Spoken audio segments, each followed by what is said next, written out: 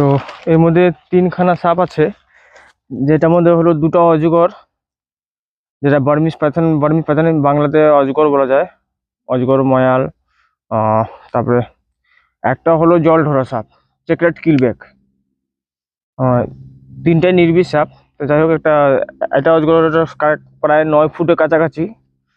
তো আর ওটা আর আর 3 ফিট, আর 3 ফিটের কাছাকাছি একটা জল ঢোরা সাপ আছে। এখন এটাকে আমরা রিলিজ করবো। এখন আপনারা দেখুন, প্রথমে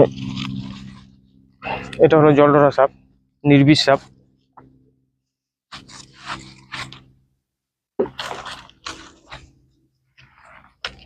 দেখুন, রিলিজ করা হয়ে গেল। তারপরে হলো এটা বিগ সাইজ অজগর, 9 ফুটের কাছাকাছি এটা।